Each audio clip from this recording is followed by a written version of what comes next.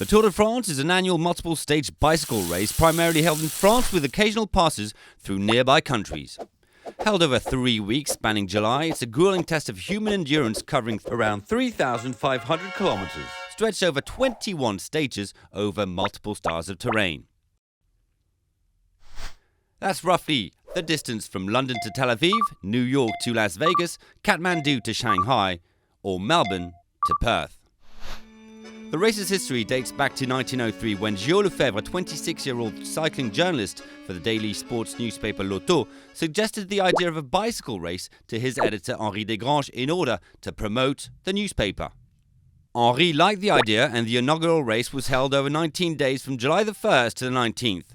The race attracted 60 competitors who each shared in the prize money of 20,000 francs, 6,075 of which went to the inaugural Tour winner Maurice Garin.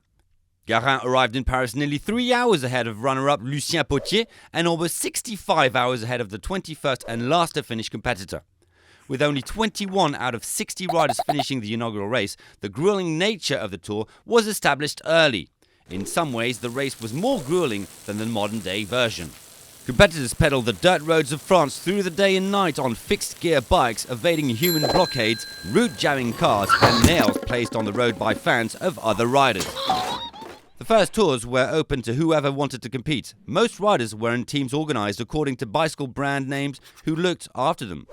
The private entrants were called touristes routiers, tourists on the road, and were allowed to take part provided they make no demands to the organisers. Some of the tour's most colourful characters have been touristes routiers. There was no place for individuals in the post-1930s tours, and the original touristes routiers mostly disappeared, although some were absorbed into regional cycling teams created by Henri Desgranges. Night riding was also dropped after the second tour in 1904, when there had been persistent cheating when judges couldn't see riders. That reduced the daily and overall distance, but the emphasis remains on endurance.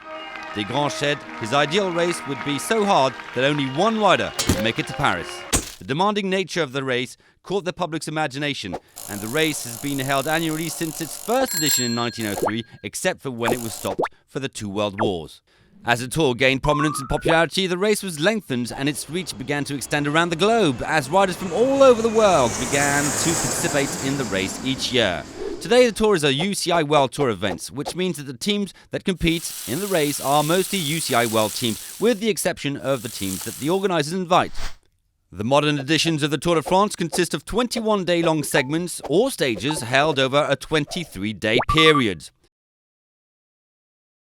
While the route of the modern Tour de France changes each year, the format of the race stays the same, with the eventual winner being the cyclist with the lowest cumulative time across 3 different types of stage categories. These include flat stages, usually high-speed sections across the French countryside, time trials where the cyclists compete individually against the clock using an aerodynamic bike and gear, and mountain stages, which mostly take place in the Pyrenees and the Alps and make up the hardest part of the tour.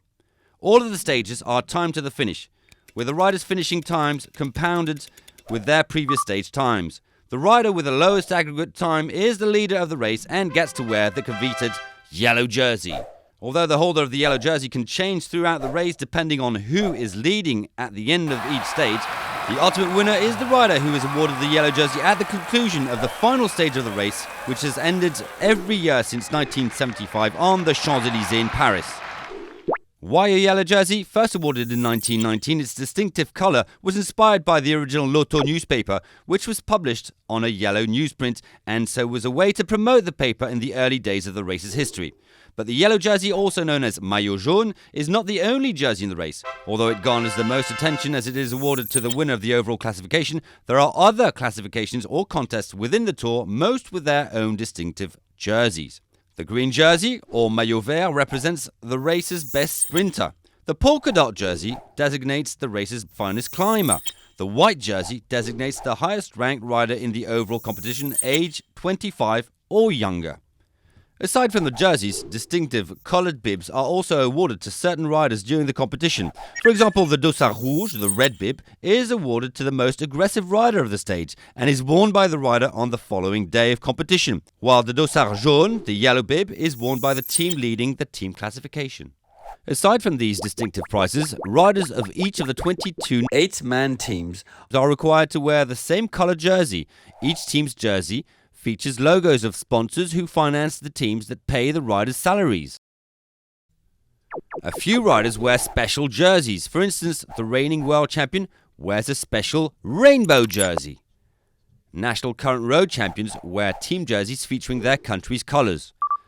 Together, all these riders with their different coloured jerseys form a kaleidoscope of moving colour on wheels called the peloton.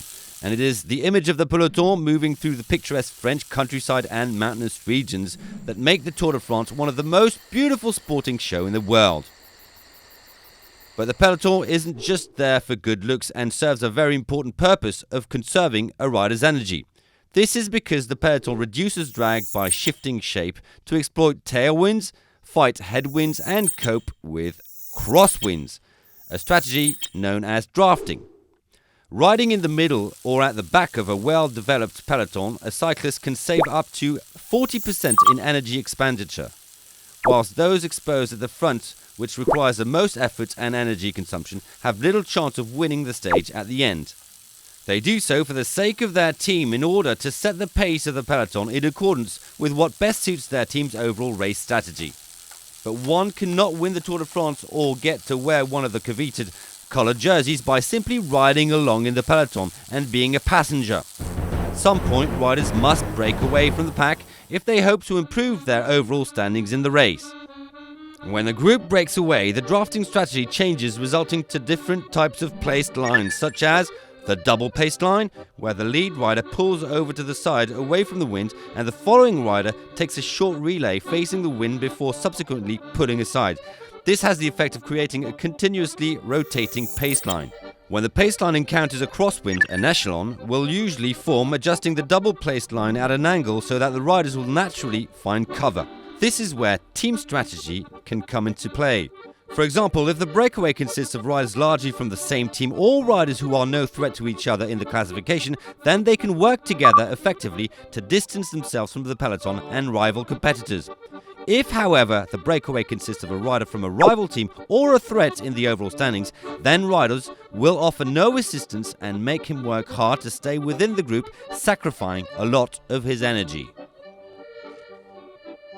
In fact, whilst the Tour de France is an individual event in the sense that every man pushes his own pedals to get around the course, a rider's individual triumph, at least to some degree, is the result of selfless teammates. It's rare for a cyclist to win a stage without acknowledging teammates who've put him in the position to ride to a triumph. Team members who are not in the frame for major awards known as domestiques do the donkey work that enables their leader to thrive or sometimes simply to survive. This may mean fetching and carrying water and supplies from the team car, or providing a small slipstream by spending a lot of time at the front of the peloton. Or it could even mean slowing right down to enable a colleague to catch up and pace him back into contention. A contender stripped of all his teammates in a breakaway or a mountain climb is very vulnerable and can result in what is known as cracking. Cracking, or hitting the wall, is what happens when a rider becomes completely exhausted and simply has no strength to carry on.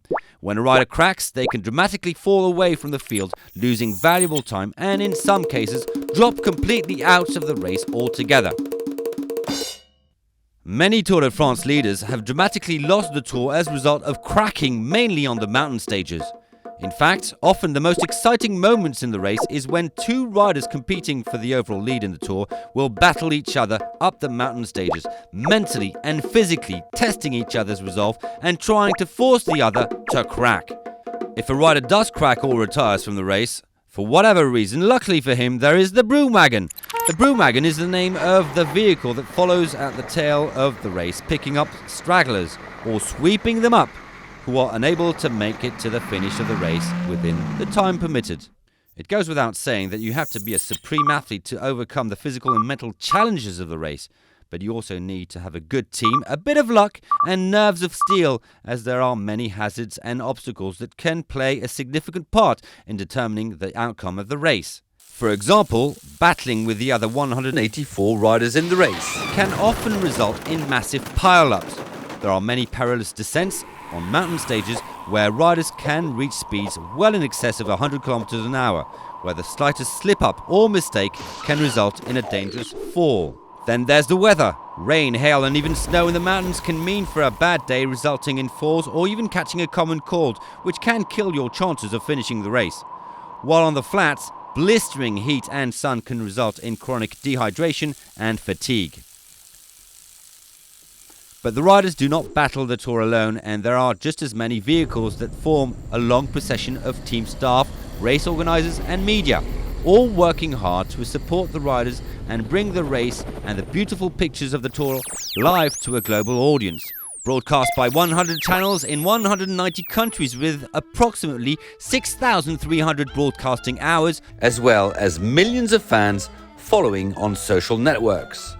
Then of course there are the 10 million fans and spectators cheering the riders, and made up of men and women and children who line the roads of the Tour de France for an average of just over 6 hours, all eager to see their heroes up close as one of the greatest sporting spectacles in the world passes them by.